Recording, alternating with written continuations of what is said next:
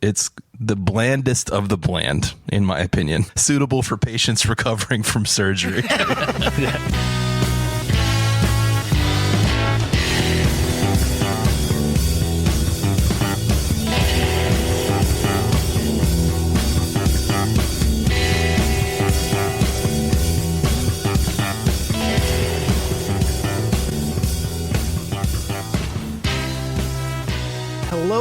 Hello, and welcome to another episode of 1001 Album Complaints. This is the podcast where lifelong friends, musicians, and guys that always want to know more so that we can more intelligently complain about things get together to talk about albums from Robert Dahmer's list of 1001 albums you must hear before you die.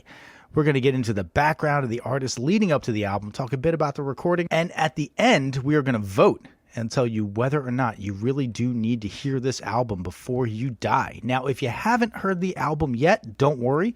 We're going to do deep dives on some individual tracks. And in the spirit of that, I am going to throw on the first track off of this album, which is called Hotel California because, of course, we are talking about the Eagles' 1976 release, Hotel California. You probably have all heard the song before, but just in case you have been living under a rock with your fingers in your ears going la la la la la la la la la since 1976. Page, now by way of introduction for our cast of complainers, I'm going to throw it around the room for our tweet length reviews, and I am going first to Adam. Hey everybody, this is Adam. And for those of you who don't know, I live just outside of Philadelphia, and there's some fun little Philly accents that you hear in this area. And one of my favorite things that stuck in my mind this week was people from Delaware County who call Eagles the Eagles with an I.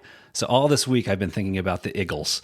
But I have a very short tweet here, and it is Eagles, Masters of Melody. You don't mean the Eagles, you mean Eagles, right? Just Eagles, yes. Yeah, exactly. Because I assume they would refer to both the team and the band as Eagles. Yes, and they are wrong about that. Their name is the Eagles. I don't care what they say.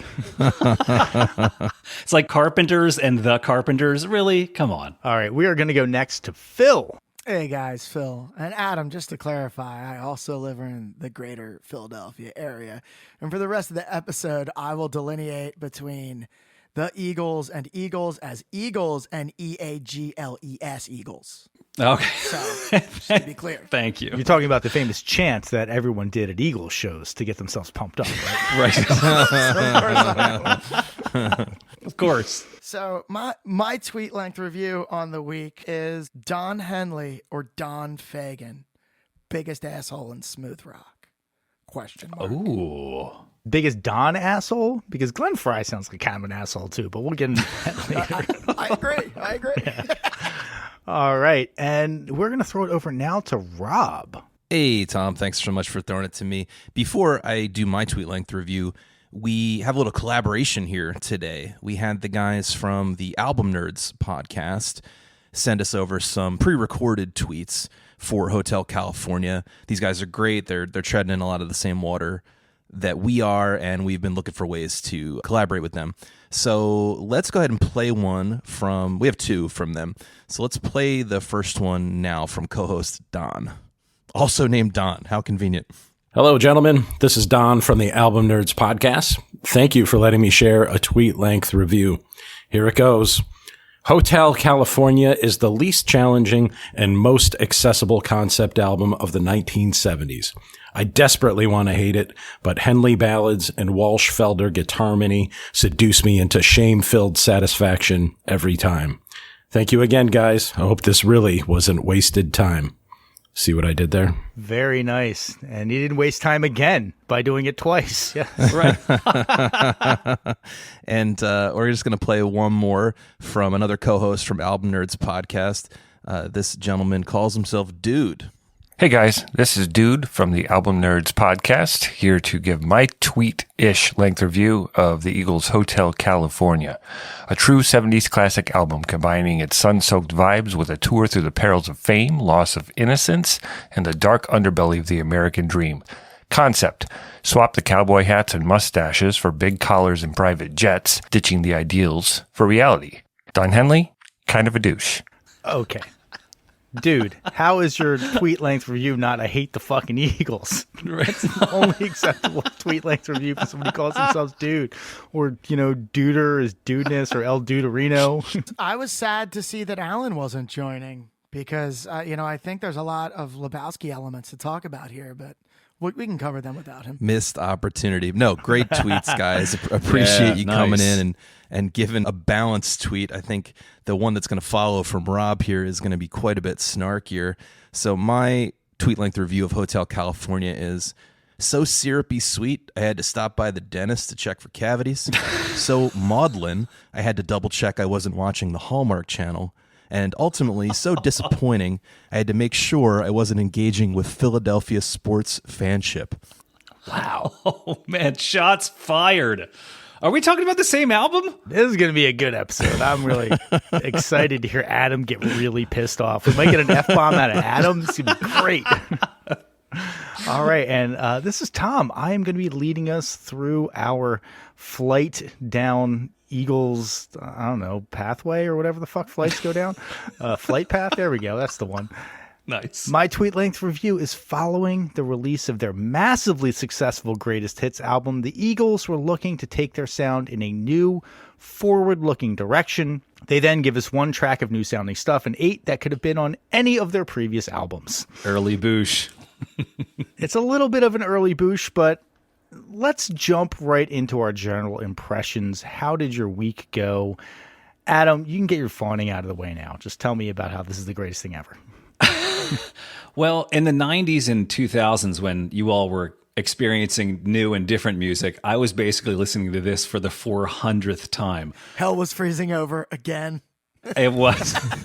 No, but there's also, I have a soft spot in my heart for the Eagles or Eagles.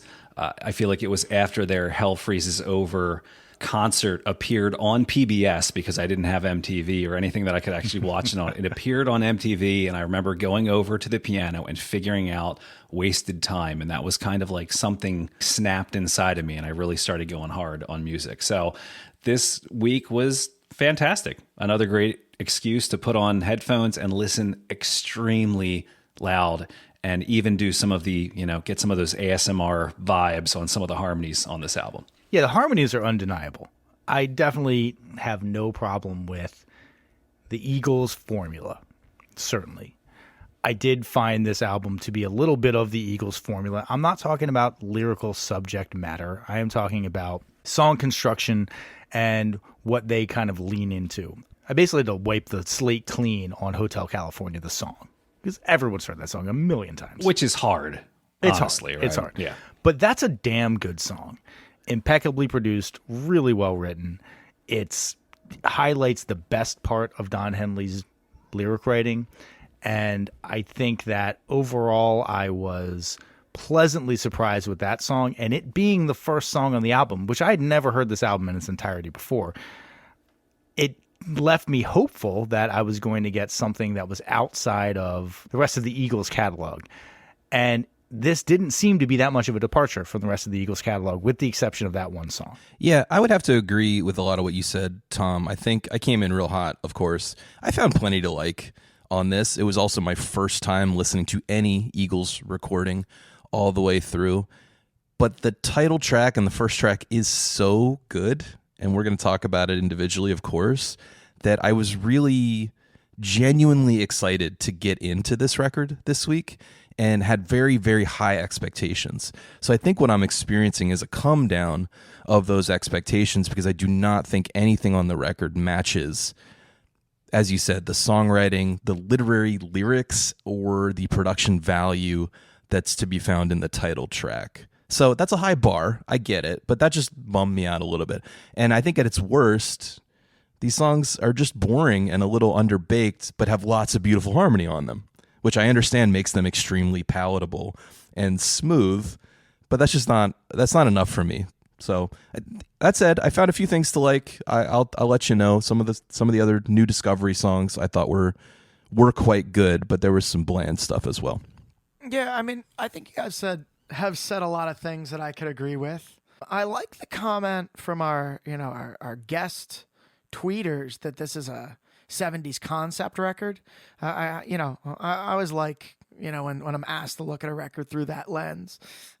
It was an interesting week. We'll hit some different songs. I have some odd trips down memory lane with this record that have nothing to do with Eagles. But Adam, I think to some degree, I'm at least coming at it from your camp a little more, right? In that I think I grew up with a lot of Eagles around the house.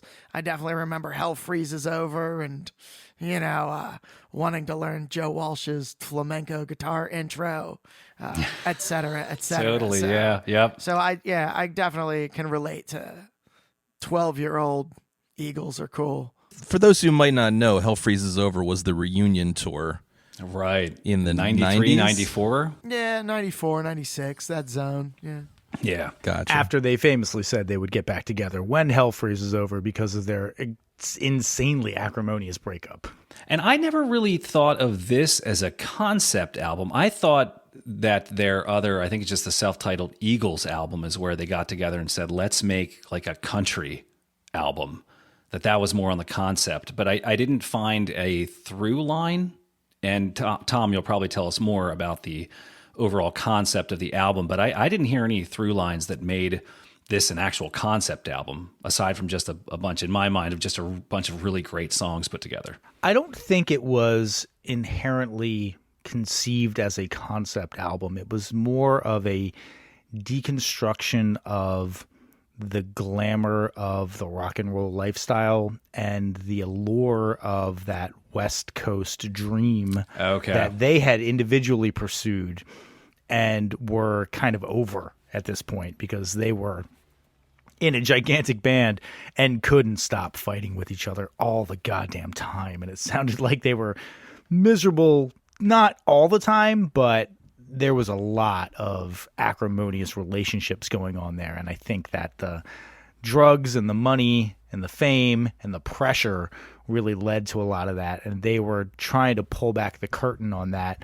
and saying, as an observer, you look at me and think that I have this amazing lifestyle and this is what so many people would want. But let me tell you, there's a lot of bullshit that goes along with it and a lot of stuff that I hate about it.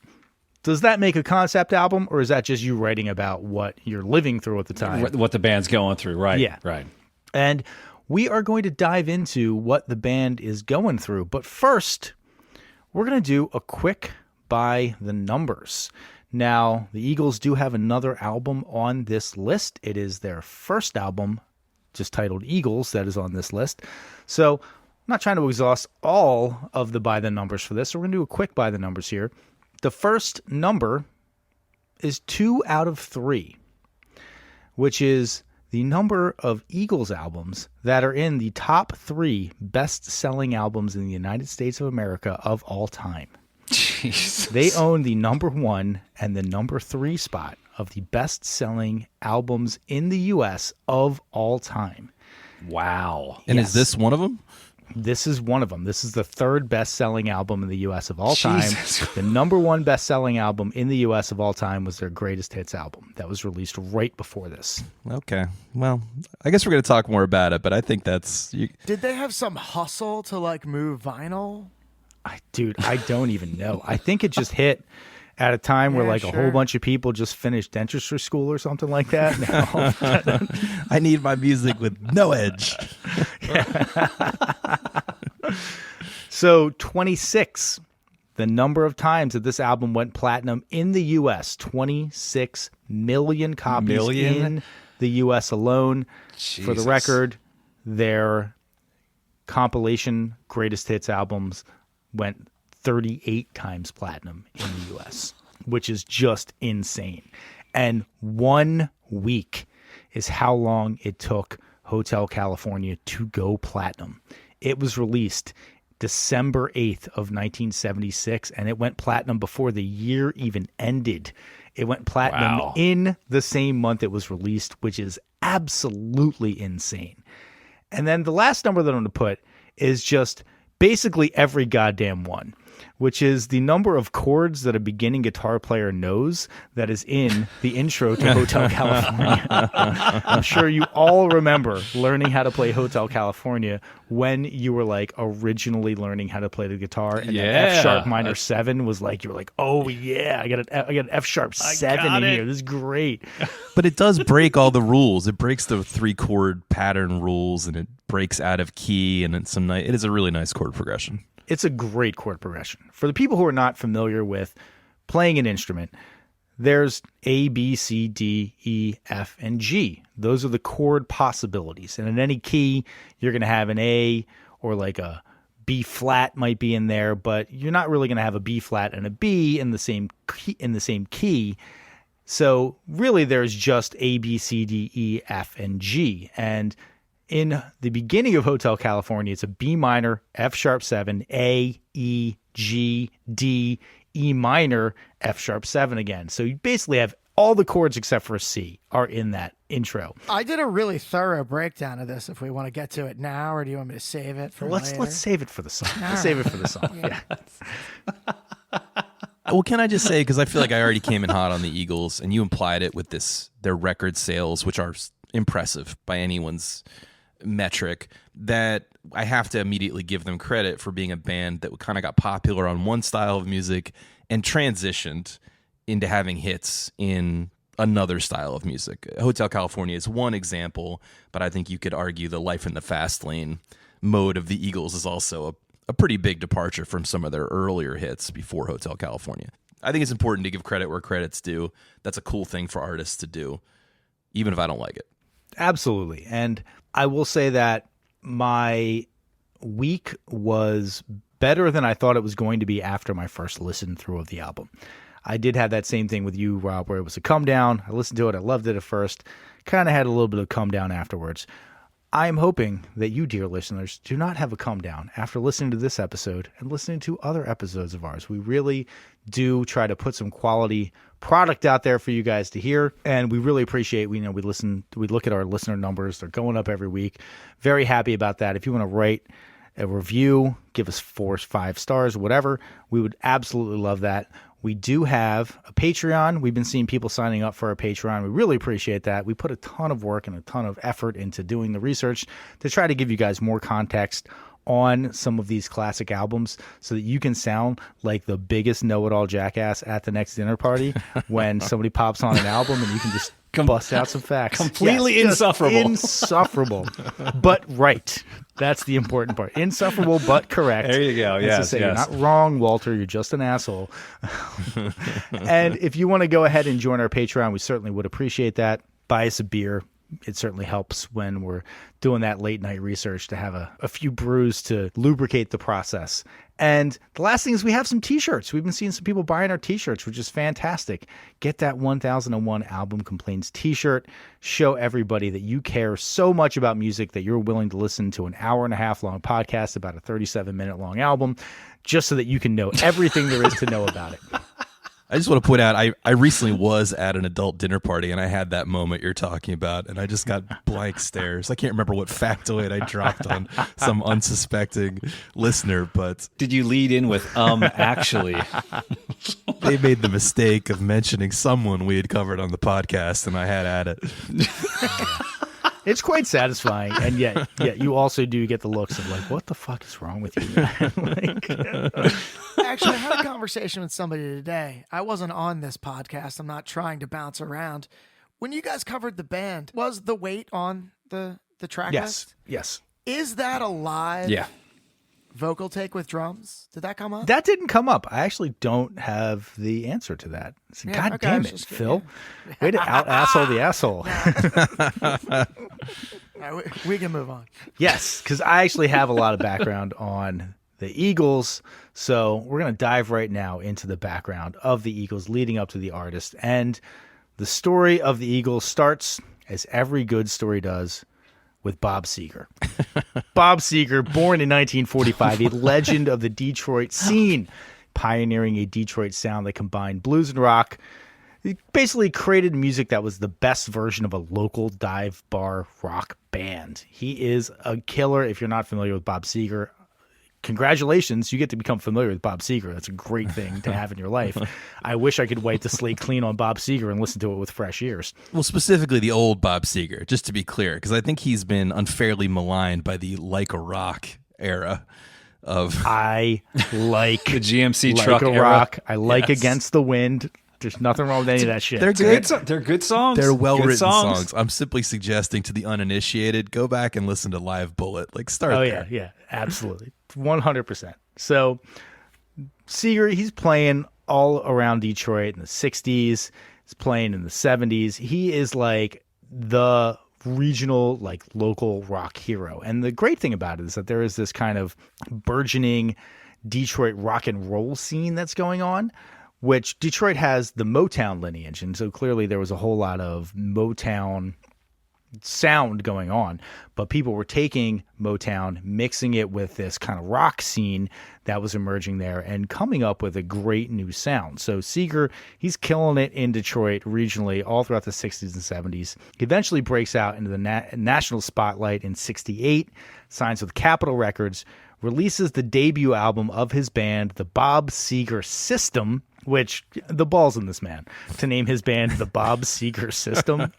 I love this. It's pretty badass. But they released their debut album, Ramblin' Gamblin' Man. And the title track of this album features an artist that Seger had come to know from the local scene, and that is a man named Glenn Frey. Glenn Frey was also born in Detroit in 48, so he's a little bit younger than Seger. From an early age, he's steeped in music. He starts playing piano at 5. He learns the guitar shortly thereafter. He's influenced by this really vibrant music scene that's going on in Detroit, led by guys like Seger, and he is really into it, completely enamored with the scene. He starts joining different bands, joins a band called the Subterraneans while he's still in high school.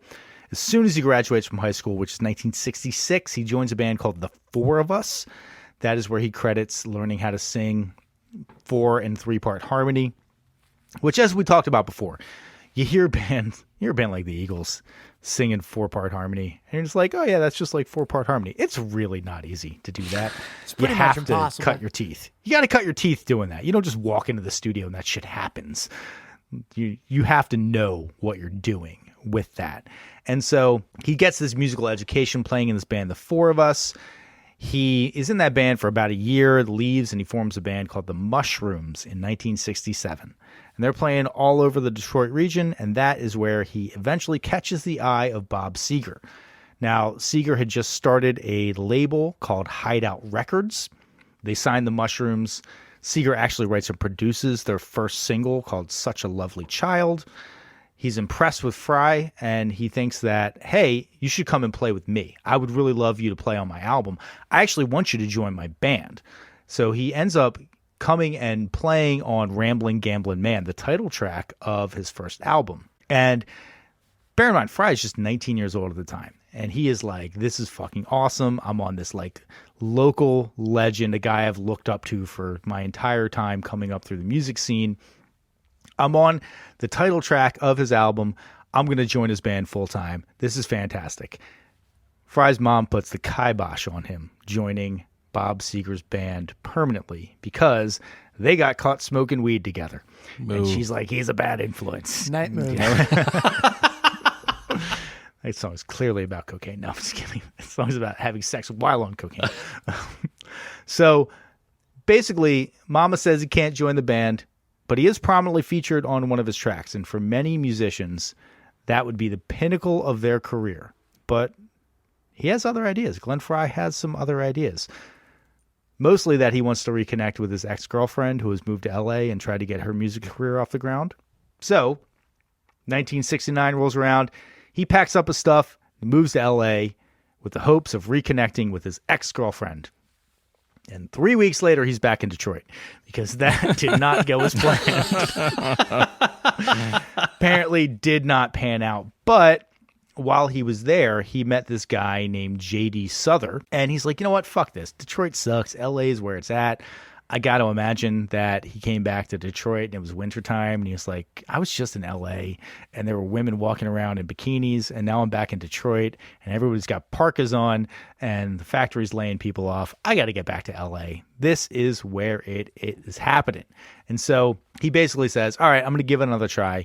He moves back to LA and he starts a duo with J.D. Souther, who's like another singer-songwriter guy. They form a band called Long Branch Penny Whistle. And my parentheses on there in my note is stupid name, because that's a stupid fucking name. That's pretty stupid. Yeah. They have like a tiny amount of success. They get signed to a record label called Amos Records. They release an album, but they're super poor. They're not doing well. He's living in the crappy apartment building. He happens to also live directly above one Jackson Browne at the time. And Jackson Browne is another singer-songwriter. He's writing a bunch of stuff. And Glenn Frey says that during that time, he actually learned a whole lot about songwriting from Jackson Browne because he would hear the evolution of Jackson Browne's songs as he's working on them, like coming up through his floor. And he's like, oh, wow, you put that part in. Oh, wow, you changed that part. Oh, that's so much better. That flows so much better. So he was sort of like by osmosis getting this songwriting clinic from Jackson Browne, who I'm not a gigantic Jackson Browne fan, but he's a good songwriter. Well, you wrote one of the early Eagles hits. Yes. Well, clearly they had a friendship developed at that time as well. Two musicians, poor as shit, living together, no jobs, probably not doing anything really except for putting out unappreciated albums at the time. So Glenn Frey is in this guitar duo signed to Amos Records, and in 1970, through the record label, he is introduced to the drummer of another band on Amos Records. This band is called Shiloh, and the drummer of that band is one Don Henley. Cooler name for a band, I think. It is a cooler than name the other for a one. band. Yeah. Well, we'll get to how they got to that, because the story of Don Henley and Shiloh begins, as all great stories do, with Kenny Rogers. Dropping a few more names. another rambling, gambling man, eh? Yes, Right. So basically, Don Henley, he's born in Texas in 1947. He grew up in a painfully small town of Linden, Texas, a place that to this day has a population of less than 2,000 people. Jesus. So middle of goddamn nowhere. You're living in Texas in the middle of goddamn nowhere. You're in high school. What do you want to do? You want to do what all Texas high schoolers want to do and play football. And Don decides, yeah, he wants to play football. The only problem is that he's not a big guy. He eventually tops out at 5'10", but he's like a skinny, tiny kid. And he plays for the football team, but eventually he gets cut. And the coach basically says, listen, kid, you're never going to play football. You should join the band. And I think the coach thought it was like a diss, but like, as we said, your podiatrist office will never be the same after Don Henley decided to join the band to take up the drums. So basically it's 1963. Henley is a drummer now. He's in high school. He becomes a founding member of a band. They're a Dixieland band. They're called the Four Speeds. They almost immediately changed their name to Felicity in 1964. So Henley is 17 years old in 1964. So he's still in high school, but he's got this band Felicity. They are grinding it out on the local scene. They eventually get a record deal. They release a few singles that were written by Henley, but it doesn't really go anywhere. Henley is determined to make it as a musician, though. So 1963, they form the band. 1964, they change their name. They get a record deal, I think in 1965. They stay together until 1969, when they just so happen to randomly meet Kenny Rogers. And he's like, I dig you guys. You guys got a good sound. Let's see what we can do. Kenny Rogers basically has them record a few singles. They're all prepped to release it, hit it big. They got Kenny Rogers behind it. When one of the founding members, and again, they have been in this band since they were like sophomores in high school, and this is 6 years later, one of the founding members, Jerry Surratt, is killed in a dirt bike accident right before they released their singles. Jesus. So for most people, we're talking like we're all in high school bands, like the bond that you form with your high school band. You've been in that band for 6 years trying to make it happen. Kenny Rogers, close. the motherfucking gambler. Yes, he wants to put your picks you up songs and- out, yeah. and one of the guys dies. Most bands would basically say, that's it, we're done. I can't handle this anymore. They don't. They basically say, we're going to soldier on. And Rogers actually moves them out to L.A., has them stay at his house, and gets them signed to Amos Records. And says, hey, we're going to put out our first album. They put out their first album. And through grinding it out in small Texas clubs, through the death of one of the founding members, they stay together. They put out their first album, and they break up because Don Henley has creative differences with one of the other guys in the band. Oh my God. Yeah. Foreshadowing. Foreshadowing. Yeah. And before we move off of Kenny Rogers, because he's about to exit our story, I did just want to bring up this factoid that I heard the other day. I read this story online the other day. I can't independently verify it, but this sounds like one of my favorite fucking stories of all time. Apparently, not that long ago, Kenny Rogers, I mean, maybe like 10 or 15 years ago, Kenny Rogers was hired by some fucking hedge fund manager to play a private show. And he's playing the private show, and he plays the gambler, and the hedge fund manager's like, I want you to play it again. And Kenny's like, no, I'm not fucking playing the gambler again. And the guy's like, I will give you more money. Play the gambler again. So he plays the gambler again. He's like, I want to hear it again. He's like, I'm not fucking playing it again. It's like, I will give you more money. Play it again. Smash cut to Kenny Rogers has played the gambler 12 times in a row and earned an extra $4 million to do it. God. And then the 13th time was too much. And he says, no, I'm not fucking doing it anymore. I have $4 million plus what you paid me to come here originally. I'm fucking done. I know when to fold them. I'm walking away. Yeah. Here's the thing. Here's a question. I wonder if he said, "Show me the money." He's like, "Put the money on the table." Right? Exactly. The other question is like, you never count your money when you're sitting at the table. So how did he know he had $4 million? Oh, that's fucking ridiculous. Anyway, I think that is an amazing story, but I think that is also a microcosm of what corporate gigs are like for these artists. Or if you fly to an Arab nation to play for some sheik or something like that, that's more or less what it's like, right? Yeah, they're just like, I have enough money to turn you into my puppet, and you tell me when it gets too degrading, but I'm going to keep throwing money at you until it does. All right, so back to the 70s. It's 1971. Henley and Fry are friends. They had met the year before. Henley's out in the wind with a band they've been trying to make it for the last 8 years. They'd just broken up.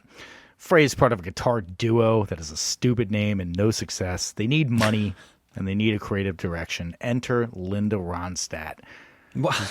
This is like a who's who. By the way, I knew nothing about the Eagles' history, so this is fascinating. Thank you. All right. Glad to see you didn't do any research, Adam. Yeah, exactly. So Ronstadt, she's going on tour in 1971 to promote her album Silk Purse, which, for the guys in the Eagles, that's the band you want to back up, Silk Purse. Anyway, so she gets Fry and Henley on board, along with a few other musicians, one of whom is Randy Meisner. And, Randy Meisner is a former member of Poco. Yes. Which love Poco.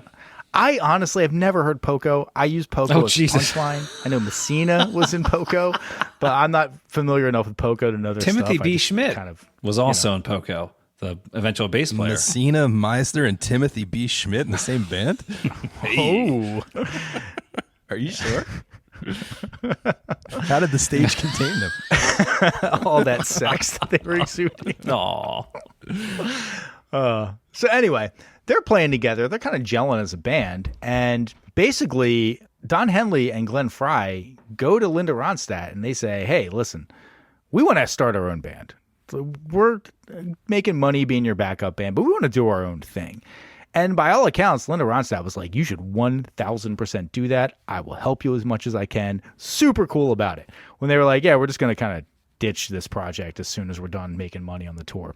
They did actually appear on an album of hers, but she was totally supportive of it. And in fact says, I know a great guy that should be in your new band that you're trying to form. This guy named Bernie Ledden. And so she basically says, I'm going to get Bernie Ledden to come and play a gig. They have a gig scheduled for Disneyland in like June or July. And she's like, yeah, I'll get him to come and play. That's the first time that Don Henley, Bernie Ledden, Randy Meisner, and Glenn Frey all play on stage together. And they all hit it off. Now, Bernie Ledden, for those who don't know, he's a guitar player, multi-instrumentalist, really anything with like a string and a pick he can play. He's one of those guys. He had been born in Minneapolis, but he moved to San Diego to pursue a music career or possibly just escape the brutality of Minneapolis winters. I don't know. I feel like if you grew up in Minneapolis and you in wintertime travel to San Diego, you're just like, I'm not getting back on that plane. There's no way I'm going back to that. Are you kidding me? It's beautiful, and there's beautiful women here. So he's in a couple of bluegrass, kind of countrified band. He moves to L.A. to get in on that burgeoning L.A. bluegrass countrified scene, and he eventually is asked to join a newly formed band called the Flying Burrito Brothers with Chris Hillman and Graham Parsons. We have covered the Flying Burrito Brothers, The Gilded Palace of Sin, on this podcast. That was episode 55, for anybody who's curious to go back and check that one out. I believe that was actually one of the ones that Phil led. It was a long time ago. So Ledden is on Flying Burrito Brothers for 2 albums. They haven't really hit it big, and he kind of decides it's time to leave. He's been moonlighting, playing with Linda Ronstadt for a bit, and decides that, you know, she put the bug in his ear about joining with Don Henley and Glenn Frey, and they decide that, yeah, I'm going to come and join that band. So we are finally here at the formation of the Eagles. Again, they insist that their name is just Eagles. They are wrong, and I will fight any of the surviving members if they come at me. I like how in 1969 or 68, whenever this was, that the name Eagles was just still available, waiting for bands to take it. Still available, yeah. Insane. Yeah. Well, we go back through the history of a lot of these bands. You see all their high school, college, post-high school projects. It's all the something. All the names were still there. There's no the names available now. I remember, Rob, when we were like, The Chop, we're like, that has to be taken. No, it's not taken. All right. It's one of the very few the names that's not already taken by somebody. I think it's even accelerated since then because it's so easy to self-publish. So many more people have published music, and if you count that as being taken, in quotes, then yeah. Sure. Yeah, when Rob and I were trying to put out the Ghost Beef album, we wanted to just call the project Ghost Beef. 2 published artists called Ghost Beef before us. Yes, which is ridiculous. And they both are not that great. Oh, shots no offense, fired. Guys, if you listen to it, but it was different. You guys were not taking full advantage of the Ghost Beef name. Let's put it that way. By developing lore and a whole universe. Yes. They were not meat based at all, which is just a total miss. Missed opportunity. All righty. So it's 1971. These guys are all kind of known quantities.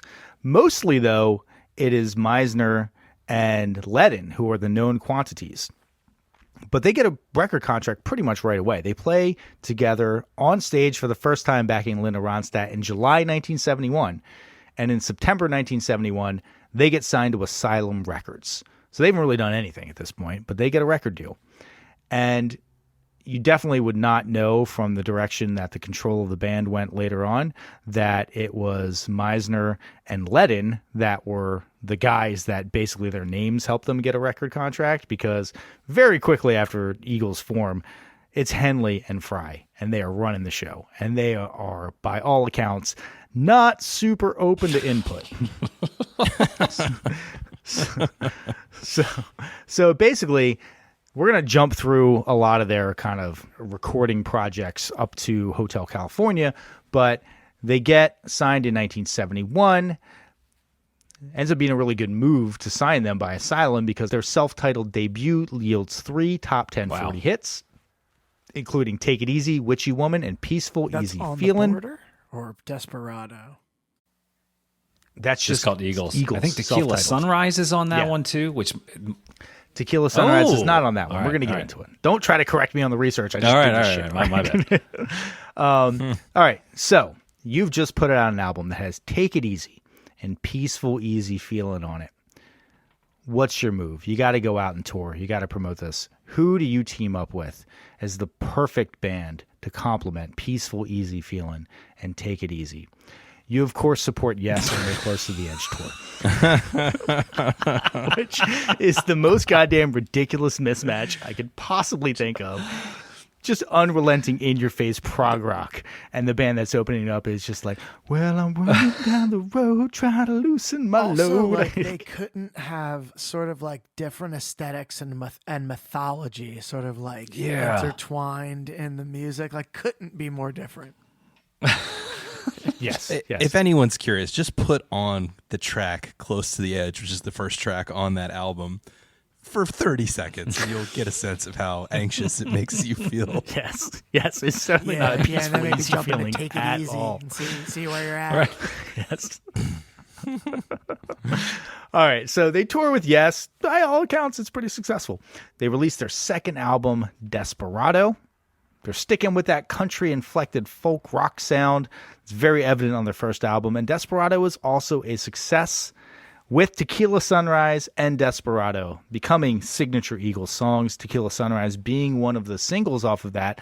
Desperado, I don't actually believe was a single off of that album, which is odd because it has become one of those songs that you immediately associate with the Eagles, and I feel like people who aren't even fans of 70s music know Desperado. It's, I don't know if it was on the movie soundtrack or something, but it got real Become like a karaoke classic, I feel like, which is a hard lane to It's a real predict for. tearjerker ballad, Yeah. I mean, Rob, if you've talked about it, With it might be great in the lyrics. American Songbook, Yeah, I think it belongs there. In fact, astute listeners might recall we did a Guilty Pleasures episode, and Phil said that Desperado was a guilty pleasure, and we all made fun of him endlessly because it's just a legitimately good song. There's nothing guilty about it. There's nothing You guilty like an about it, amazing Phil. song, you fool. Like, Yes. All right, so they released Desperado, and it becomes more successful than their self-titled debut eventually, but upon initial release, it actually is less successful than their first album. It's still very well regarded. So they are trucking along. They're having success. They're not superstars, but they're having success. They're touring the world, also getting into drugs. Now, for now, it seems like it's just the usual 70s rock star coke splurge, nothing too serious, but the coke might come up later. I don't know. Might come up later in the story. We'll see. So they're looking to record their third album, and they kind of decide that they want to get away from the sound that they've been doing previously, that country rock sound. They feel they've been a little pigeonholed into that, and they want to bring in a little bit more of a rock influence. And so they decide that they're going to bring in one Don Felder on guitars and pedal steel, because nothing says let's move away from country rock like bringing a pedal steel player into your band. But interesting, Don Felder had known Bernie Ledden since they were young. They both went to the same high school. And as the story goes, Ledden is backstage while the Eagles are opening for Yes. Felder comes to visit him.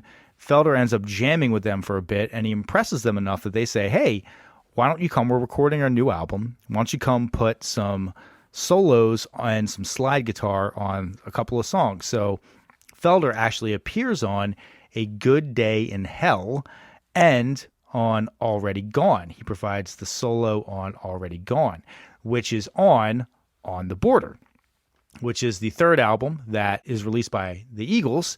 And eventually they're pretty impressed, and right after, the day after that recording session, they're like, you should just join the band. Why don't you just be a full member of the band? This band needs more guitar players, obviously, and more guys named Don.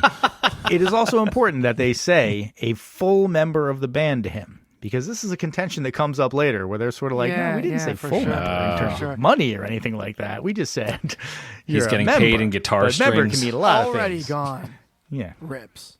And that record, On the Border, has a great version of Old 55 on it, the Tom Waits song. Yeah. Yeah, that is. It's a good cover. Yep. So, all right, they're trucking along. They record their fourth album, One of These Nights. And that's the one that really makes them international superstars. One of These Nights, the title track, goes to number 1. Their second single, Lion Eyes, goes to number 2. And the third single, Take It to the Limit, goes to number 4. So number 1, number 2, and a number 4 release single off of your album. That's pretty damn good. Life is good for the Eagles at this point. Life is good. Was that a foreshadowing of what comes next? Well, life is good unless, of course, you are Bernie Leadon, who is very not happy with the direction that the band is taking, and also with the fact that Fry and Henley are taking over complete control of the band. I believe there's a quote that it comes from Joe Walsh later where he says you're just pumping gas at the Henley gas station. And it's basically like it's just your goddamn job. It's like a minimum wage job. You just do what he tells you to do all the time. Leadon is not happy about this. He kind of pictured that at the beginning of the band, he and Meisner were the pros. They were the ones who had some success. They thought that they were the mature leaders of the band. And Fry and Henley, especially when they started teaming up on Desperado as the primary songwriters, really started exerting complete iron-fisted control over the band. And he was not happy with it. He did not like the direction that they were going in. And it's manifesting itself into lots and lots of fights with Henley and Fry.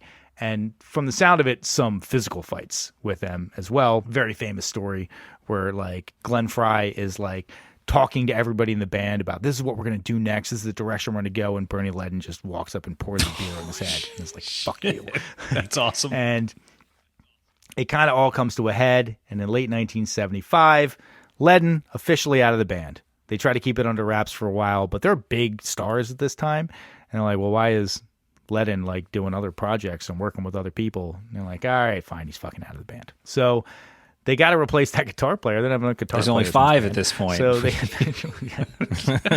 So they eventually get Joe Walsh, who is a veteran of much more rock-oriented groups. Like he was in James Gang. He's a solo artist in his own right. He's way more rock and roll. So much so that Don Henley is actually kind of worried that he's like too rock for the band. He's too hard for the band. But he's actually been friends with the band for a while, so it's a natural fit. It came up on a very early podcast that he gave Jimmy Page his Les Paul. So, like, that's how rock and roll this guy is. He's like, hey, Jimmy Page, you're playing that guitar? Take my guitar. Try one of these. these. Yeah, this is a real one. Yeah. You know how rock and roll he is his voice has been permanently altered by the use of cocaine. Yep. And so has his brain. I don't know if you guys remember the very famous Rock and Roll Jeopardy episode that had both Mark McGrath from Sugar Ray and Joe Walsh on it, where Mark McGrath just destroyed everybody, and including getting the answer correct, where the answer was Joe Walsh. Oh, God. And Joe Walsh is standing right next to him, and he's kind of looking at him like, you're not going to take this one? Okay, it's Joe Walsh. It's fucking you. Goddamn burnout. That's awesome. But, you know, this is the 70s. He's still in his prime, and he is like, all right, I would love to join your band. You guys are clearly very successful. This makes a ton of sense. And they are getting ready to, you know, basically gel this new member and start making a new album. This is like late 1975. They're like, all right, let's start putting some songs together. Forward looking. We're a band that is looking into the future. We want to start making some new songs. However, at this time, Irving Azov, who was their manager, completely without consulting the band, goes ahead and packages a greatest hits album and puts it out in February of 1976. They did not know it was going to be released. He did not consult them at all. Holy crap. He released their greatest hits, 1971 to 1975, and the band is fucking pissed about it. They're like, this is just some cheap fucking money grab from this goddamn record company parasite. I hate this guy. And then the paycheck started rolling in? Oh, my God. Yes, it starts selling like goddamn hotcakes. Okay, so it's released in February of 1976. It hits number 1 in March 76. And it stays on the charts for 365 weeks. Damn. 365 fucking 5 weeks. years? It stays on 6 the years? charts. Over 6 years? That is, it's like over, it's like almost Jesus 7 years. It stays on the Turn up charts. the Eagles, the neighbors are listening. Oh, and the Eagles are turned up at this point. When else has that happened in rock history when a band puts out a successful greatest hits album and then goes on to have their greatest hit after that. I don't think that's ever happened before, because it was a premature greatest hits album. That's Right. the issue. Is it was premature to put that out. They're like, we've only been a band for like 4 years, man. Like we're still making music. I was a little blown away by that, but also this makes a weird dynamic. Okay, because you have right now in the band, you have Glenn Frey, you have Don Henley, you have Randy Messina, you have Don Felder, and you have Joe Walsh. And all of this money starts pouring in from this greatest hits album that is going primarily to Don Henley and Glenn to Frey, Glenn right? Frey. And Messina's getting some of it because he's got to take it to the limit on there. But Meisner, not Messina. Meisner's getting some of it because he's got to take it to the limit. But Joe Walsh and Don Felder are really not getting that money at all. So they're getting like the splashback experience of being in the Eagles, but there is serious amounts of money coming in. That is Because we're going talking not to them. millions of dollars that those guys are getting, and Millions. and Millions Joe and Walsh millions of and dollars. again Meisner are just kind of like what getting a stipend once a month or something. Like No, Meisner's Okay. making money because Meisner's got to take it to the limit. And so right, that's, right. That's on the he penned, and that's on the greatest hits, and he's making money off of that. Felder, But thank you. Sorry, Felder. Yeah. Felder and Walsh are really not getting that money Jeez. at all. So money is going to come up as a big part of the reason why the Eagles break up, which we're not really going to get into. But either way, like they're making a shit ton of money, but then they're also getting intense pressure to put out their next album. And honestly, like you look back on, you think Irving Azoff did a dick move. Releases the greatest hits, doesn't tell the band. But they could not have been more perfectly positioned to take advantage of the success of that album because they had already basically written all of Hotel California by this point. And so the album is released in February. They go into the studio in March to try to start recording Hotel California. And then as they're recording it, this greatest hits is just exploding in popularity. And it's not like, oh my God, what are we going to do to follow it up? They're like, we're basically done. We can follow it up kind of whenever. So it was really fortuitous to them because Hotel California, it's recorded in between March and June of 1976, and it is released in December 8th of 1976. And to say that the market was primed for it is an extreme understatement. Again, it goes platinum in 1 week. You do not go platinum in 1 week crazy. unless there are Yeah. pre-orders. There are people who are eagerly Like awaiting literally the lined release of up. your album. Yeah, literally. Yeah. No, that's American platinum, not Moroccan platinum or whatever we were talking about a couple weeks ago. Dude, that is just in America. And to be fair, the Eagles are a very American band. They are out west, countrified, kind of, the American spirit. That's their vibe. I can see why they are the highest selling album in America, but not the highest selling album in the world, because Thriller is still the highest selling album in the world.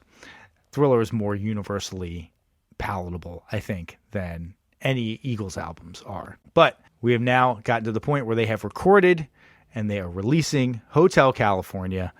Let's start talking about some individual tracks.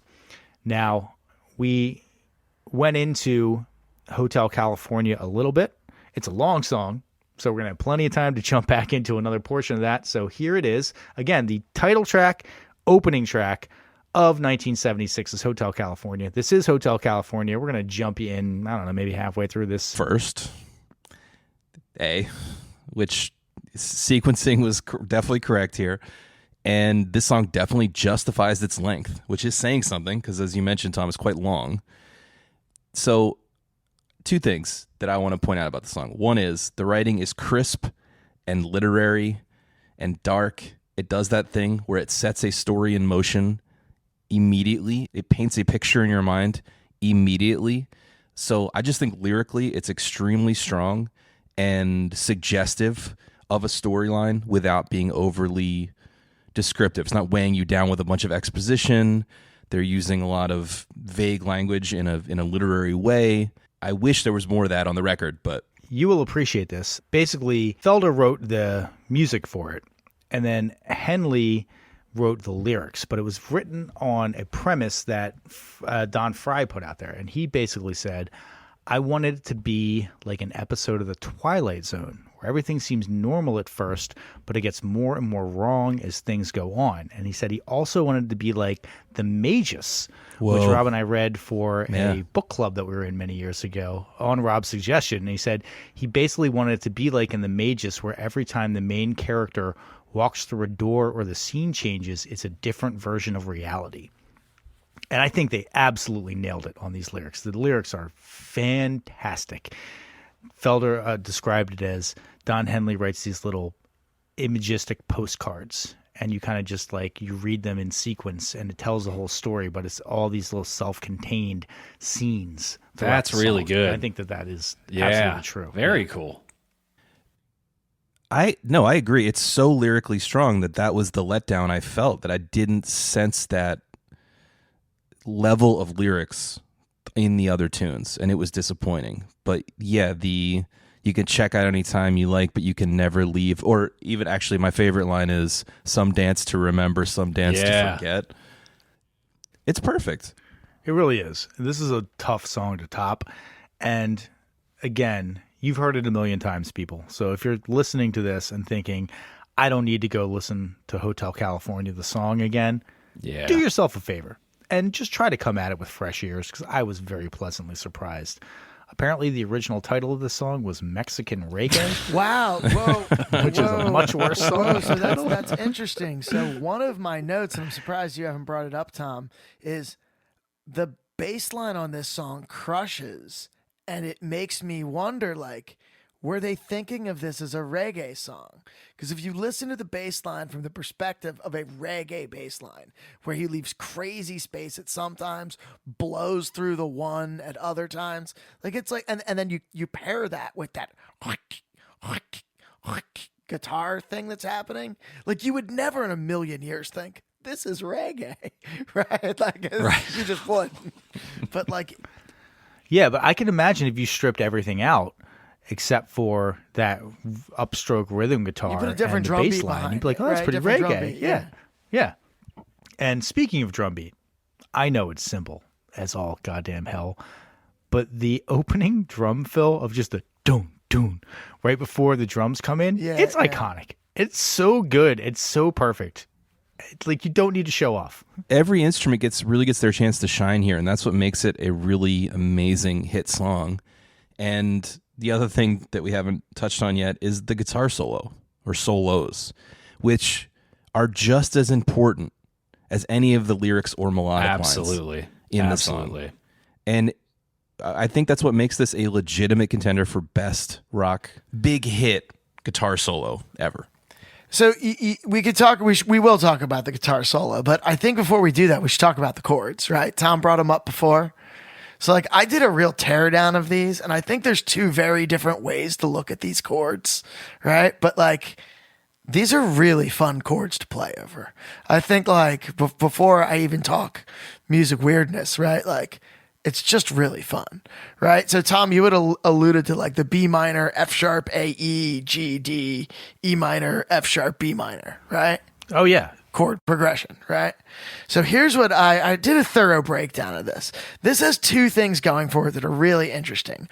One, it uses tritone substitution. The F sharp 7 to the A and the E major to a G are like a tritone major change. This is the sort of thing that shows up in Giant Steps. Okay. It's the sort of thing that shows up in Nirvana songs, right? Like it's just a really tonally rich change, right? So with that in mind, you've also got these dominant chords, the F sharp 7 and this E chord, right? Which I'll, if for, sake of argument right now, I'll call an E7, right? So they create this weird little grouping, right? F sharp 7, dominant 7 points at a B major, right? So it means you're playing in B major, except this A chord is problematic. So maybe it's like B mix-a-lit here. Then you have a whole change right over to E, G, D, right? So now again, you've got this mixolydian thing happening, D-mixolydian now, though. Thing there is the B to D, that's also another tritone substitution. So we're in like heavy like music theory territory. And it sort of goes on from there. And it never feels like it's forced. You know what I mean? It just keeps progressing through this chord pattern. You're like, yeah, that's the next right one. So something that's really interesting about that, and I think this is a big part of it, right? That's a great comment, Adam, is the end chord, the final chord, the F sharp 7, right? The dominant chord, which propels the song forward in a very specific way early when it goes from the F sharp to the A, which is like where you get the first like major kick, right, of like harmonic mojo. That F sharp really wants to point back to a B major, right? And then when you start with a B minor, it's like it lands on a chord that already doesn't give you 100% resolution. Like, yeah, honestly, right. what's interesting is that they find their way out of the pattern effectively, right? Like It maybe in a doesn't just different go way. on forever and, yeah, like they're it lost. could loop forever in a super cool way, but then like we're stuck. Well, I think it's one of the reasons it goes on longer than a normal chord progression might go on for. And just to strip down to layman's terms some of the stuff Phil was talking about, I think just the fact that there are so many chords in the pattern mean that there's just a lot of harmonic possibilities of what to do over top of it. Mm-hmm. And it kind of leads you on a journey. Like the song itself is kind of a guy on a journey, and the pattern itself is kind of a journey because you get to these points where you're like, oh, that's not the chord I thought was going to go there, but that's actually the perfect chord. Oh, that's not the chord I thought was going to go there. Actually, that's the perfect chord. Oh, last time you hit that was an E major, but that E minor, nothing wrong with that. That's great. Now, can we say this? This is one of those examples where sometimes we talk about chord progressions that are really awesome, but they're kind of hidden in the mix or in the arrangement. In this case, they knew they had a great chord progression on their hands, and they milked the hell out of it. Yeah. In fact, Don Felder talks about how when they were first playing this for the record company, because again, the record company is like, give us a fucking album. We're trying to ride the high of this greatest hits. We need an album. They're playing this, and as soon as Hotel California is done, Don Henley turns to the record company and he says, that's the single. And you will be surprised to know this was not the first single off of the album. This is the second single off of the album. Basically because they said there's a formula for what will be played on AM radio. And one of the formulas is it has to be 3.5 minutes long. Another one, which is a much more hard and fast rule, is you cannot have more than 30 seconds of music before the lyrics come in. And there's a good minute of guitar before the lyrics come in. But they're like, we know that this is so compelling that it takes the place. You don't need lyrics for that first minute. I complain a lot about like stupidly long intros. This is not a stupidly long intro. This is a perfect intro. Can we talk for a second about the sort of single note yet harmonized guitar that's going on in the verses of this song? I really think that they're just super tasty and super fantastic and nothing crazy, and foreshadowing to something we're going to talk about in a second, I'm sure, very Steely Dan-esque of just a simple melody in the background that kind of is carrying through this melodic center of the song. I would say that even using harmonized guitars is highlighting the chords that you have as the bed to the track and really seeing that as the strength of the song, which it is, and highlighting it. And then it goes all the way through the solo. And just to pivot back to the solo, the perhaps most iconic section of the solo is simply Joe Walsh or Don Felder or both playing the chord tones of this chord progression. Like there's nothing weird in there. Yeah, right. Yeah, they're just stacked them up. But they sound awesome. That was, I believe, Don Felder was like, hey, I'm just going to do this. And he's like, you should just harmonize me. And yeah, it becomes, you got the Freebird solo, which is like there's a lot going on in the Freebird solo. But this solo, I think, is better. And it also highlighted like the competitive nature of Joe Walsh and Don Felder, because they were both trying to outdo each other on the licks. They're trading licks back and forth, and they're trying to outdo each other. And you can tell they both brought their A game. They really, really killed it. So two things. I have heard two different stories about the origin of this song. And I'm curious if either of them came up in anyone else's research. The one I had heard is that the song is stolen from Jethro Tull and a song called We Used to Know, or at least this chord pattern is stolen. And that they were sued. Not hear that. And I think they lost. And there is, you can check out the Jethro Tull song. I think Jethro Tull lost, or he dropped it. Yeah, exactly. Jethro Tull lost, yeah. But the chord pattern is very similar. I think it's a similar chord progression in a different key and a different tempo and all those other things. So it bears some resemblance. And I heard that at least Don Felder toured as an opening act for Jethro Tull for some amount of time. Ooh, that's sus. Because I think there was a date issue where the Jethro Tull song didn't come out. It felt like they couldn't have known about the song based on the release dates, but then I heard an extra anecdote about touring with the band before that, so they might have heard the song. So Gotcha. Interesting.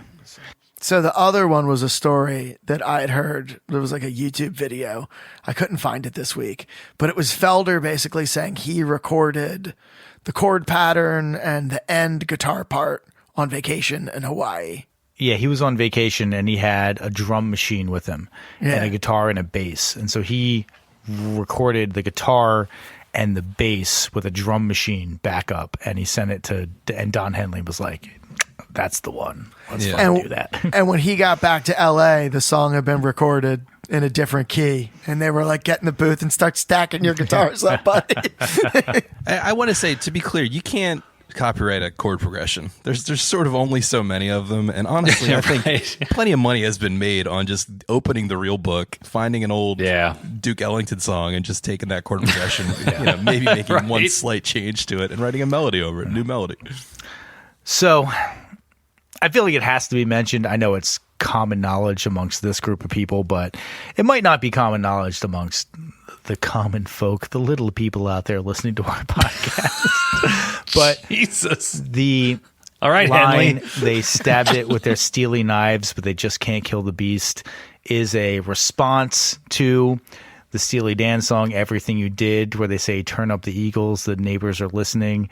And that was a very specific, they kind of gave us a shout out, we're going to give them a shout out. Or they kind of dissed us and we're going to diss them. Right. Anyway, Nice. We've gushed about this song a whole lot, and we're going to move on in just a second. But I do have one complaint about this song. This song is impeccably produced. It is basically flawless, except for right at 3 minutes and 28 seconds. When they do the, what a night, bring your alibis, that line, the band is ringing out, and then they cut it very directly. There's no slope fade. It's just doo, and it cuts out like that. And it sounds like such an obvious edit that it really, upon many tape, close right? listens, I was that is I hear that. Like Henley should have overdubbed that one line across both or something. They should have just bring your alibis and give it a quick slope cut and not a sharp cut. And I heard it and I was immediately oh, that sounds unnatural. Because as much shit is going on in this song, I do feel like it has a little bit of I could picture that there's a bunch of dudes in a room playing the song. But you do that, it takes me right out of it.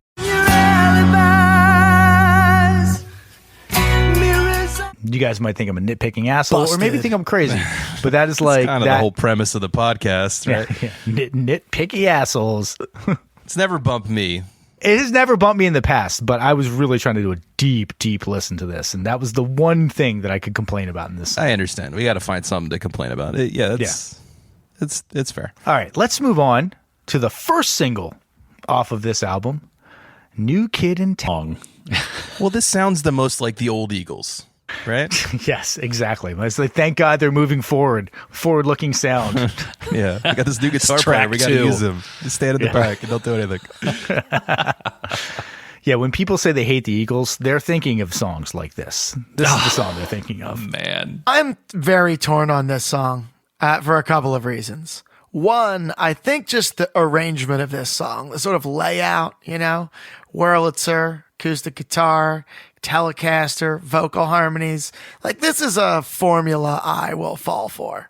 But the real reason I have a soft spot in my heart for this song has absolutely nothing to do with the song.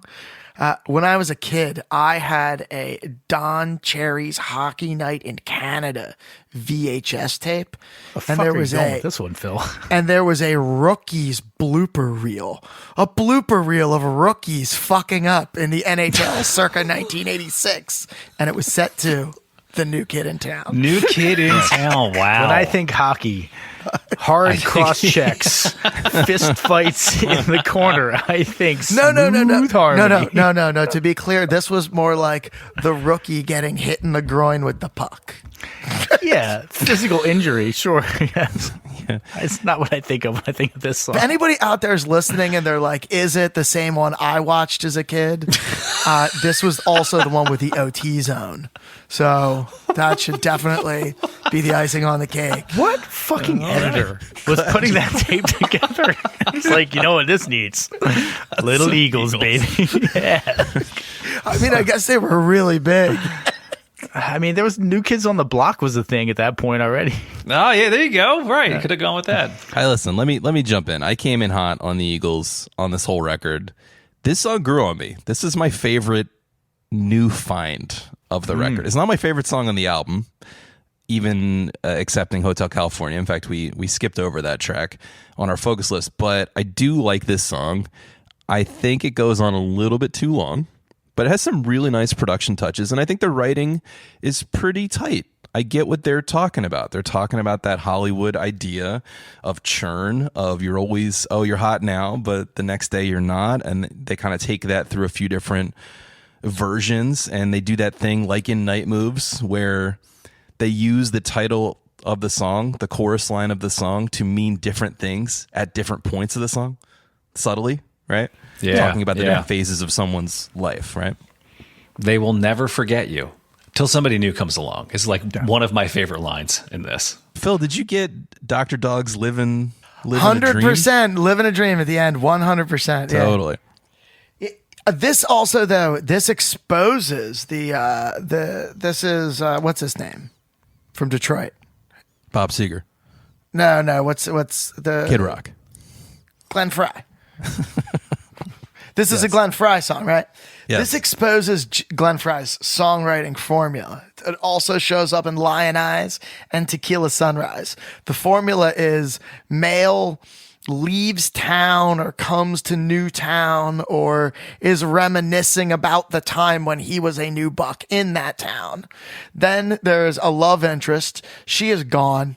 She is always out of his league. That's the thing. That's the wrinkle where that tells us who he really thinks he is. She's always out of his league. And then, it goes on to demise. Point taken. All right. There is a key Sorry, go ahead, Tom. Are you talking about I think I was literally about to bring in the goddamn same thing. You're talking about the end of the bridge? The key change at 242 where they hit this chord. Yes. Oh my God. It's just amazing. But I have a note on this song where there's the big harmony at the end where it says, everybody loves you, don't they? But she's holding her and you're still around. And there's this like 6-part harmony. And I had everything turned up as loud as it could go. And I think I would be happy if you could like create a speaker system that would crush me to death and just play that 6-second part and I could die happy. It is one of the best harmonies, group harmonies I think I've ever heard. Again, hairs on the back of my neck standing up every time. It is just fantastic. Like in high school, those guys that had like the systems in their car with like the bass that just like rattle the license plate. I'm just picturing you rolling around, but your system is like all mid and treble, and you're just like blasting Eagles harmonies. Like, yeah, my system dope, yeah. It's so good though. Anyway, and then you blast New Kid in Town. And then you blast New Kid in Town, of course. And everybody, and all the ladies are like, all the girls come a-flocking. Oh, who is that guy in his Toyota Tercel? Hatchback. All right. We're going to move on to Life in the Fast. Oh my God. This is such a Joe Walsh song. This is so It really Joe is. Walsh. Oh, yeah, maybe. I'm sure I can tear down Don Henley on this one too. Dude, Yeah. Rob, my first comment is gross. And then I drew a little guy throwing up. I like that you take your notes on paper, by the way. So you can make little stick figure drawings. I really dislike this mode of the Eagles, this vocal treatment. I think the writing is really lazy. They shoehorn in way too many car references here by the time it gets to that last verse. It's like every line is a shoehorned automobile. Lines on the mirror, lines on the face. Running stop signs, trying to get off, bit up and down this highway. It's like, we got it, okay? We got it. It's a car song. So many bad sex puns. So many. Right. The only thing to like about this song is that the title of the song apparently came from an experience that Don Fry had when he was in the car with his coke dealer who was driving like a fucking maniac. And he just goes, "Hey, man, like, what's going on?" He just looks over and he goes, "Life in the fast lane." And they continue to drive like a fucking complete lunatic with lots of cocaine in the car. Is that Glenn Fry or Don Henley? Because he said a combo of their I names. said, yeah, sorry. It's Glenn Fry. And apparently this is the origin of life in the fast lane as a saying. In popular culture, it had never been used before. It was Glenn popularized by Fry's this coke song. dealer coined that Glenn phrase. Fry's coke Damn. dealer should be He's suing still him for getting fucking mailbox royalties. money. Yeah. Oh, God. Well, speaking of things this is the origin of, I blame this song for all she wants to do is dance. Totally. That's all she wants to do is dance vibes. It's so bad. There's a clear lineage here, and if we had killed baby Hitler in the form of Life in the Fast Lane, You don't blame it for the heat is on? I heard Joe Walsh say in an interview years after the fact that this was just a warm-up riff that he Yep. used to do, right? Yep. But just like, Slash and Sweet Child of Mine, but that's actually a good riff versus this just sounds like a pentatonic warm-up. Glenn Fry busted in coke to the gills and was like, "What's that? I got this great song idea. It's about doing a bunch of cocaine. Yeah. Life in the fast lane, baby." It's not. This song's nothing special. also, because Adam mentioned they were masters of melody, I think they get some great melodic ideas out there, but because you could call this a positive or a negative, but because the guitar riff is so snaky and rhythmically weird that they choose correctly, I think, to sing a really simple melody over it. Da da da da da. But it's just boring though. You know what I mean? It was the right choice given this weird snaky guitar riff that's totally connected from your vocal rhythm. But there's not much melodically going on here. I have a problem with the lyrics in this song, and it's really like they're all over the place. But the first two lines, "He was a hard-headed man. He was brutally handsome." Is Don Henley talking about himself? What a fucking dick! What a dick! Well, what does they say at some point? Like the only thing they had in common was they're both good in bed, basically. Like what an asshole! Oh god! Fuck like a skeevy. volcano, baby. Yeah. This song had something like, how we always listen in headphones and we're like, "Oh man, I heard cool stuff that I hadn't heard before." I had the opposite experience on this song. So there's a clavichord in here that I'd never heard before, and it sucks. I'm like, what is this doing here? Well, that's the kind of thing they had to specifically bring in. They're like, no, let's bring clavichord in. Yeah, this is gonna work. This is gonna be great. Yeah. We don't have one in the studio. We'll get one. We'll get one in the studio. Which, by the way, I would like to point out that they recorded this album at Criteria Studios in Miami. And you know who happened to be recording? Right next door. In the room right next to them at Criteria Studios. In 75? Sheila E. One Black Sabbath. Whoa. So they had a clavichord that they borrowed. So apparently they would have to stop their recording sessions frequently because Black Sabbath was so fucking loud that they were bleeding into the room that they were trying to record in. And at one point, Sabbath went to go use the room that the Eagles had been recording in. It's like right after they left, because they recorded at two different studios. They recorded in LA as well. So after they left, Sabbath went to go record at the same room that the Eagles were using. And according to Geezer Butler, One geezer Butler, he said they were doing so much cocaine that we literally had to clean cocaine out of the sliders on the fucking board to be able to get the equipment to work when they left. Geezer Butler said they were doing too much cocaine. Geezer Butler of Black Sabbath speaker boxes full of cocaine every day was like too much cocaine. Yes. Well done, gents. Life in the goddamn fast lane, indeed. All right, now we're going to go on to the Don Felder written but not lead singer. Victim's going to be the worst song of the album. This is just I don't mind this tune. Are you surprised? In terms of the rock tunes on this album, I like this better than Life in the Fast Lane. I think it's got a little more dynamics to it. This one doesn't kill me. I put rock music in quotes for this one. Jesus. This was my low light, so I was happy that it made the focus list. It's the blandest of the bland, in my opinion. Suitable for patients recovering from surgery. Yes. So this is so plotting during the verse. It's like, bah, bah, bah. It's just so, plotting. If you're going to save a plotting verse, you have to have a good chorus. You have to have a good hook. And this is a really bad hook. I'll give you This is that. just a really bad hook. Is this second to last on the album by any chance? This is not second to last on the album. Oh, okay. All right. Because we have an ongoing theory that second to last is where all of the artists knowingly put their worst songs. This is second on side 2. Right after the Wasted Time reprise, which is like an instrumental. This is the one that they're like, let's kick off side 2. This song sucks. Really bad. So Wasted Time is the end of side 1 and the beginning of side 2. Yes. That makes a little more sense. I feel a little less offended by that now. So one of the interesting things about Victim of Love, so Don Felder wrote the song. Don Felder sung the song. And then the members of the Eagles were like, no, you're not fucking doing that. And without his knowledge, went in and erased his lead vocal tracks and re-recorded them without him. And this is one of the things that led to him eventually like being like, I fucking cannot do this anymore. I'm not your employee. I'm going to leave this band. That's crazy. I mean, it's understandable that they have a high threshold for vocals. And Don Henley is a great vocalist, if I haven't already said it. I think Glenn Frey is pretty great, too. But I think Don Henley in particular Yes. has a great voice. Yeah, absolutely. So I kind of get it, but you could have handled that better, probably. Yeah.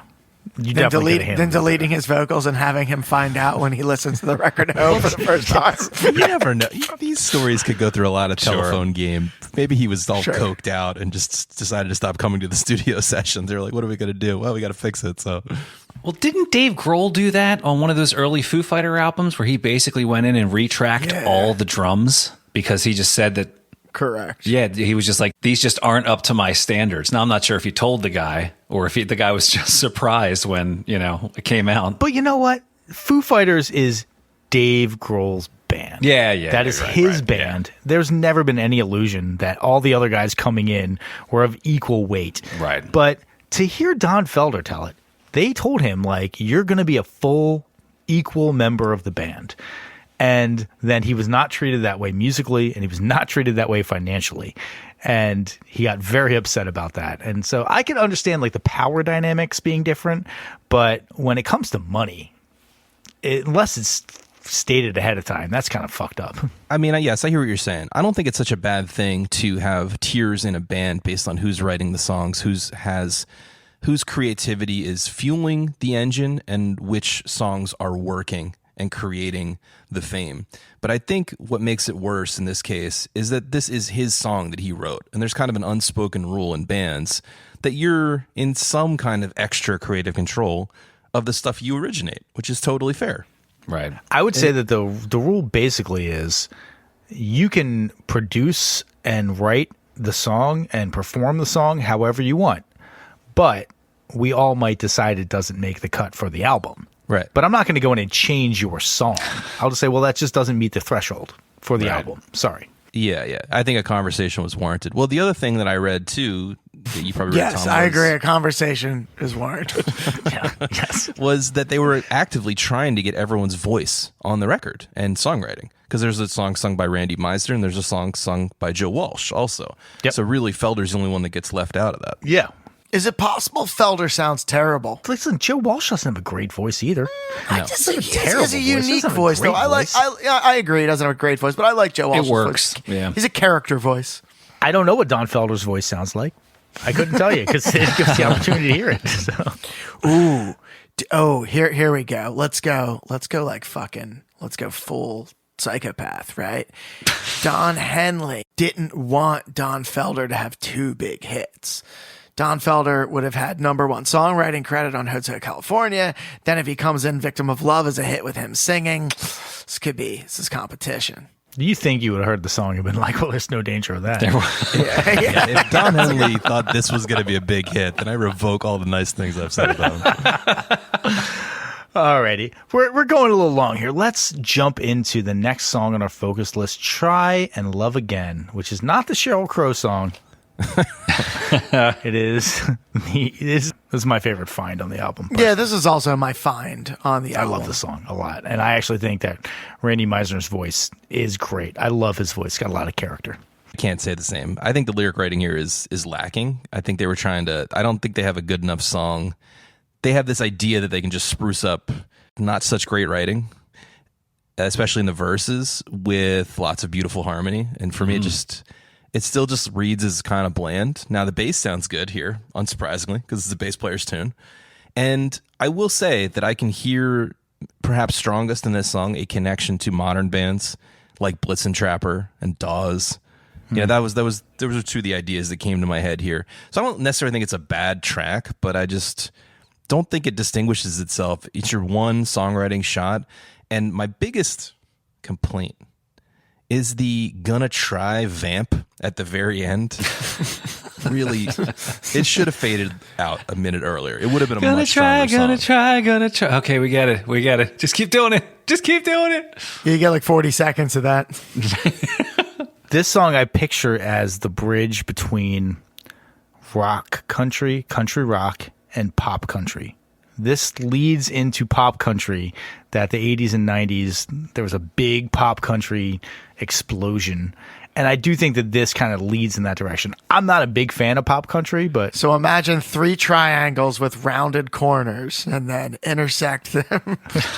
yeah, this is pop country. And I really dig it. I really like it. And again, I have a little bit of a soft spot for Randy Meisner. In the story of the band, he sounds like the most reasonable one by far. It's like nobody had a big problem with Randy Meisner except for Glenn Frey, who was a gigantic dick about the fact that Randy Meisner had anxiety over being able to hit the high notes and take it to the limit and would just berate him about it. Jesus. And even when he was like, I can't hit it tonight, he's like, fuck you, we're doing that as an encore. He's like, but we don't have to do it. You understand? Like, we could choose to do something have else. It's not baked into the set. He's like, other fuck songs. you. Yeah, but Tom, that's just Detroit style coaching. That's all that is. Oh, yes, of course. Yeah. Some of those notes in Take It to the Limit are really high. Yeah, and Take It to the Limit is a fantastic song. It's I really like this absolute song a lot. Yeah. crusher. That might be my favorite Eagles song. Yeah, it's it's the one I really listen to good. the most frequently of any Eagles song, personally. All right. I know we're going long here. We're going to wrap it up. We're going to do The Last Resort, which, by the way, Adam, before we move on, to your note, the second to last song on the album is Try and Love Again. Randy Meisner. Okay. Yeah. Last Resort is the last song on the Ed Man. for an inexplicable 7 minutes and 25 seconds. And Oh, I also, love this he tune. wrote one fucking melody. He wrote one melody, and he beats you over the head with it for 7 minutes and 25 seconds. I think no. To be clear, I think the subject matter is eye rolling, but the lyrics are better. Don's voice is solid. You get the resignation in his voice. It's a good performance, and I think the songwriting here is reasonably strong. I just don't know if I can unroll my eyes after hearing some of this. I can't do a song where I think the cardinal sin of the construction of this song is in the melody, and it is that the most interesting part of the melody is the first thing that he sings, and he sings 3 other lines that are way less interesting, And then he sings that thing again. And then 3 other lines that are way less interesting. And then he does it for 7.5 goddamn minutes. He does go on for a while. Yeah. You know what it's like? It's like a Dylan song, but he's just going too slow, right? Like, I do like this song, for the record, Adam. I'm trashing it. I think it's beautiful. Yeah. There's a couple lines in there that still stick out in my head that my dad and I often quote. One of them was, "You call someplace paradise, kiss it goodbye." I think that's a great line. I also didn't really think about, but as the song works its way through, it's actually working its way across the U.S. So it starts in Providence, where, the white man comes over. And then by the end, you're on the coast of California, sailing to Lahaina, Hawaii, where you're also going to do the same thing. You're going to set up your churches. You're going to set up your Jesus stores. So I thought, from a storytelling standpoint, it was cool how they kind of worked their way from east to west, kind of the way that the settlers did. So it was a cool journey. And that piano breakdown I thought was nice as well. You know what I really want to do? I really want to get into property records and see if Don Henley owns a fucking big-ass estate in Hawaii that he keeps the fucking natives off of, because that would just be too fucking perfect, because that he is a major landowner out west. Of course. The rich man comes and rapes the land. Right. I'm like, motherfucker, you got like an 8,000 square foot fucking house in Hawaii you go to 2 times a year. Fuck you. And he probably already had that at this moment. Yes, That's the problem. right. From the He's greatest making hits money. platinum album in Yeah. fucking 365 weeks on the charts album money. He's in Lahaina writing that line. Yeah. It's like, hey, get the fuck off my property. The rich man rapes the land. Right. And fucking asshole. Oh, man. So, one thing I have to mention, and I want you all to do this right now, guys on the call and listeners as well. Can you go to 5 minutes and 42 seconds into this track on Spotify and tell me if there is not an error in the upload that makes it kind of do a little quarter-second jump forward? I heard it every time I listened to it on my Spotify account. You said 5:42? 5:42. So give yourself a 2 or 3 second runway. Yeah. It's either that, or it's like a really weird vocal punch that they clipped wrongly on the tape or something. I think it's because I listened to it a bunch. I was like, am I losing my mind here? Tom got out his vinyl, his Japanese Side by side release vinyl comparison. his recent repressing, and they all. So this is the one that's available on Spotify is a remaster, but it sounds like there's a fucking error in the upload. Like there was just a little bit of data lost, and they lost a quarter second of the song, and they kind of stitched it together, because it sounds like even the whole band just kind of jumps forward for a second. I may be wrong. Listeners, write us in if you can hear this as well. And if I am right, the third best-selling album in America, and you have on that album An a error. upload error. What the fuck, people? Get better at your goddamn jobs. I swear to God, everybody sucks at their jobs. Except for us, when we tell you whether or not you need to listen to an album before you die. And we're going to do that right now. We're going to go around the room and vote and tell you, do you need to hear Hotel California before you die? I am going first to Adam. And you can just say yes and move on.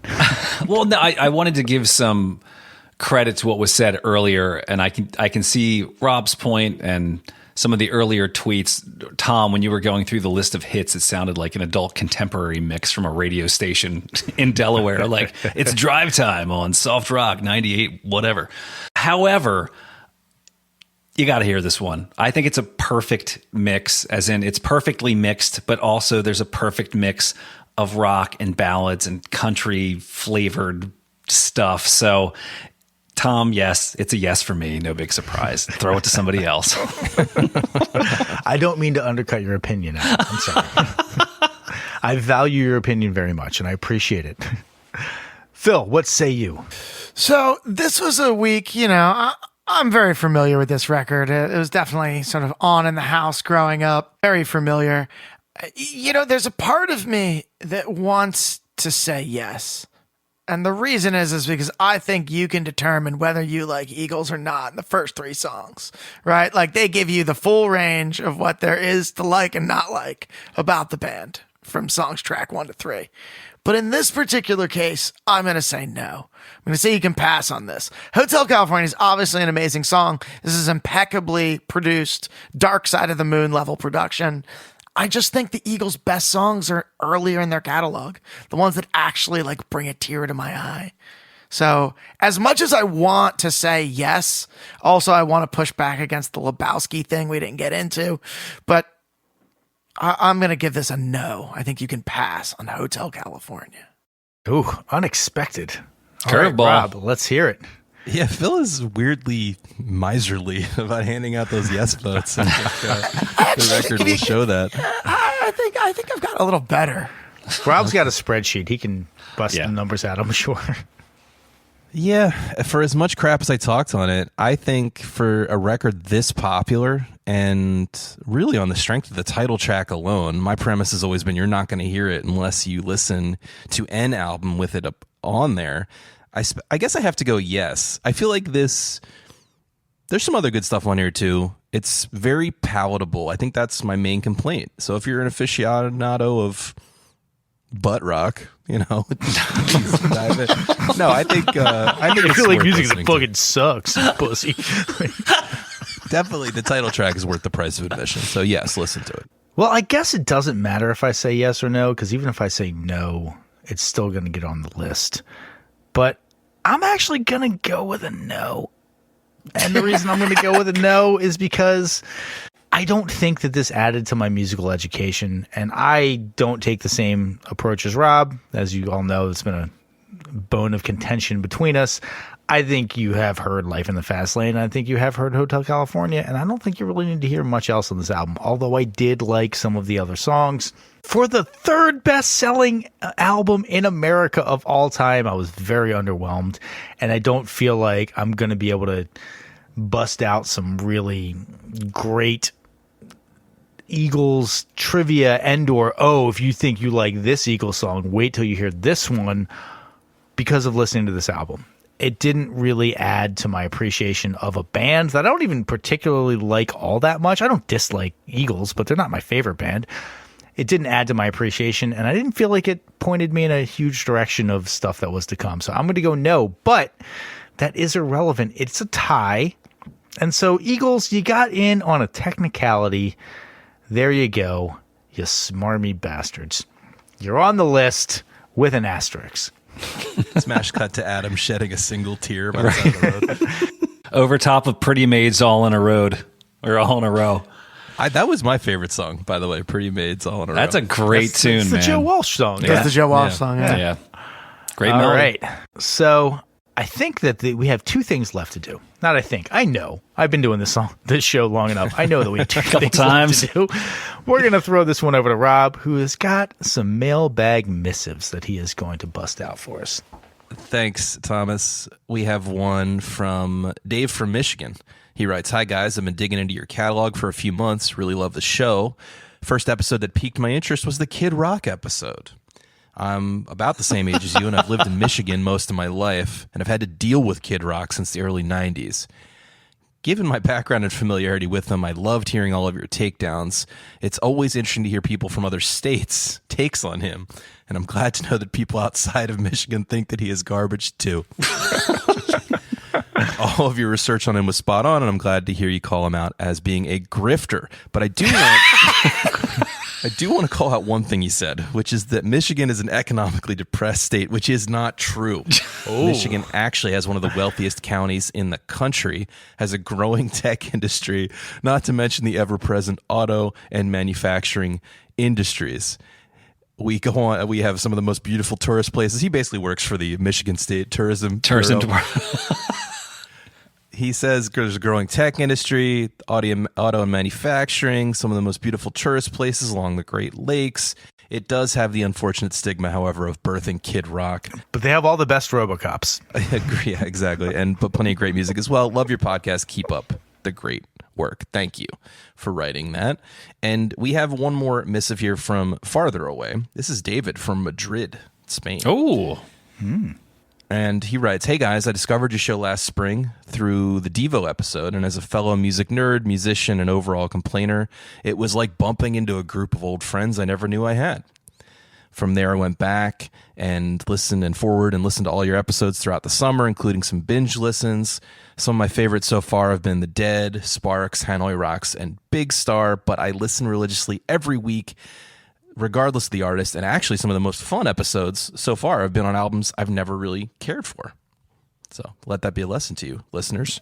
Nice. And he says, P.S. I'm sure Dimery didn't include Billy Breathes or Rift on his list, but as a Fish fan, I love your occasional references to Trey and Company and would love a special episode about your relationship with the band and that trip to Big Cypress that Phil occasionally brings up. Just an idea. Phil still has a piece that he got from there, doesn't he? Yeah, I do. I actually bumped into the ticket as well, sort of recently. I just found some old stuff, and there was a bunch of other concert tickets. That could be a fun idea. You're right. I don't think Fish has any place on this list, so we definitely like to cover them in a little more depth sometime soon. And as you can imagine, the anecdotes will be flying, especially from one Phil. So that is a good call. And 3 of us on this call today were at Big Cypress. So yeah, I think I'm busy that night. we have to try to convince Adam that Fish is a relevant band for him to like. It'll be a fun episode. No, thank you. It'll be David, pretty so tough much. now. They're getting less and less relevant as the moments pass. Oh yeah, I think they haven't been relevant for a long time, actually. Phil, but Actually, way past their relevance, that's Adam's sweet spot. He's like, It's a perfect time for me to start liking them now. All right, that follows the curve. But thank you for writing from so far away from Spain. Really cool, David. Appreciate that. And yeah, we're cooking up some ideas for different things to do in 2024. So stay tuned. Maybe we'll get Fish in there somehow, some way. And if you want to write to us and make suggestions for how special episodes we can do, or just tell us about your enjoyment of the show, how you're turning friends on, or how you're binge listening to us on long road trips, we love it all. Send it our way at 1001albumcomplaints@gmail.com. and thank you to everybody for writing in. Thank you for providing additional context. You know, we really do try to give you as much of a cohesive story as we can every week. Sometimes there's a lot of information. Sometimes there's not a lot of information. Sometimes we're going to get things right. Sometimes we're going to get things wrong. But we appreciate you listening to us and hearing the story that we have to spin about these classic albums. The only thing left to do, dear listeners, is to get our homework assignment for next week. I have the Albinator here. It's been doing a surprising amount of cocaine for as chill seeming as it is. And I'm going to bring it out. Just don't get it in the knobs, dude. Yeah, exactly. Just don't get it in the knobs and everything will be fine. Yeah, you can get it in the knobs. It's the sliders that really kill it. Right. Yeah, the sliders can't work. Good Good point. call. Yeah, good point. Yeah. So let's see what we are going to be listening to next week. Without any further ado, drum roll, please. We will be listening to...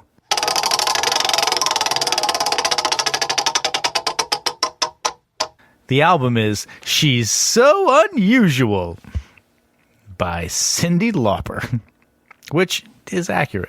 Yeah. So that one's pretty that's pretty accurate. This is a fun one. I've heard this one a bunch. Okay. I like it. Yeah. I have not listened to this entire album. I'm guessing this has Girls Just Want to Have Probably. Fun and Time After Time on it. Correct. All right, yeah. Both great songs. Oh, she does Kathy Time and After Logan. Time? Both mega hits for a reason. Okay. Yeah. I know I thought that was somebody else. Belinda Carlisle. I'm mixing things up. Anyway. I feel like Girls Just Want to Have Fun is one of those ones where you always see people try to do it in karaoke, and then they're like, oh shit, that opening note is really insanely high. high. Yeah. And they don't, they're like, yeah, that's not the hardest one. Right. It gets higher. Buckle up. She's got a great voice. Yeah, I'm really excited about this, actually. This would be a really fun album. So, there you have it. For next week, listen to She's So Unusual by Cyndi Lauper. Thank you very much for listening with us to the bitter end of our, I guess, takedown of the Eagles. But they made it on the list, so I guess our praise of the Eagles, it depends on who you're talking about this week. For 1001 Album Complaints, I have been Tom. I'm Adam. I am Phil. And I'm Rob. Boosh.